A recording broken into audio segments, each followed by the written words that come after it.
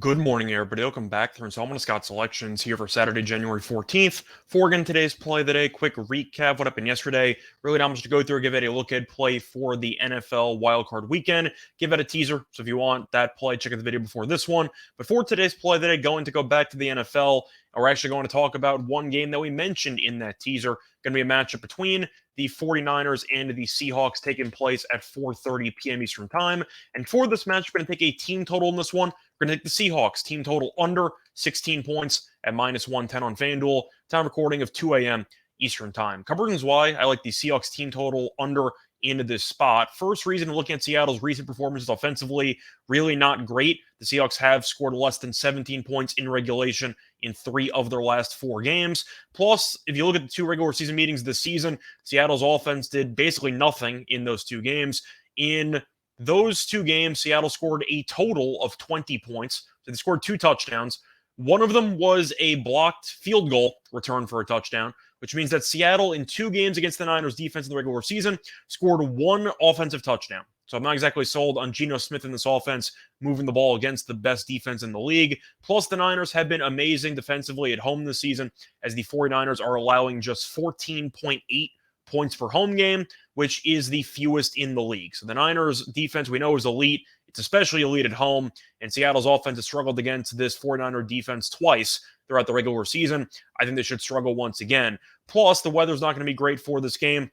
I mentioned it for yesterday's video, but it has been more kind of flushed out recently regarding the weather. It's supposed to be rain and 15-mile-per-hour winds, so the weather's not going to be good, and we know that both teams might struggle to throw the ball in such horrible conditions.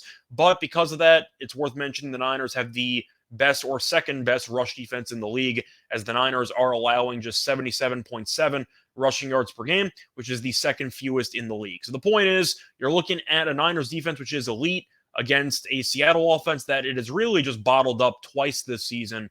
And the fact is, with bad weather, they might really force Seattle into a pretty difficult spot, needing to throw the ball in bad conditions since the Niners are so good against the run. I don't think Kenneth Walker's going to get going. I think that you'll end up seeing the Niners really put the clamps down once again. And I think you should see the Niners offensively with Purdy and company do a great job of running the ball and draining clock. Seattle's really one of the worst rush defenses in the league. And with McCaffrey, with Elijah Mitchell, and the other running backs they have, I can see the Niners really dominating time possession once again. And I think that should be a really solid formula to keep Seattle under 16 points. If Seattle's not going to have enough possessions, in addition to having to face off against such an elite defense, because the Niners offense are going to drain a bunch of clock with 5-6 minute drives, I do think that definitely benefits us and really increases the likelihood of Seattle having a lackluster offensive game. But to go through the last meeting, since Purdy was the quarterback in that one, the Niners did win that one 21-13. The Seahawks scored a touchdown with about 4 minutes to go, only trip in the red zone the entire game. And to go through the actual team stats for that game, looking at the numbers here, the Niners won the time possession battle 33 minutes to roughly 27.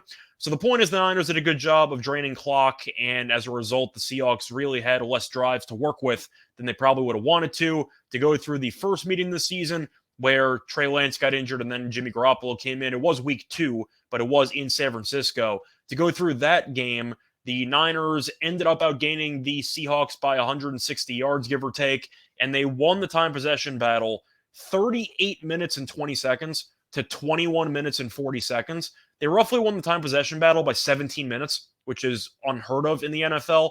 But I do think Seattle's defense might be able to limit the 49ers to field goals, but I don't think they'll be able to actually stop the Niners from moving down the field with their great offensive line and their rushing attack, and even the play action game with Kittle, with Deebo Samuel back from injury, and with Ayuk. I just think that the Niners have too many weapons. I think they'll be able to drain clock, and defensively at home, this Niners defense has been incredible, and I think they should show it once again in this playoff game. Give me some type of ugly score, somewhere around 24-10, maybe 20-13. The point is 16, though, does seem a bit high, since I'm not sure Seattle's going to score 2 touchdowns when they've scored 1 in the first 2 meetings combined this season. So I think this number's too high, and I'll take the unders. Play that once again here for Saturday, January 14th is going to be on the Seahawks team total under 16 points at minus 110 on FanDuel. Bye, everyone.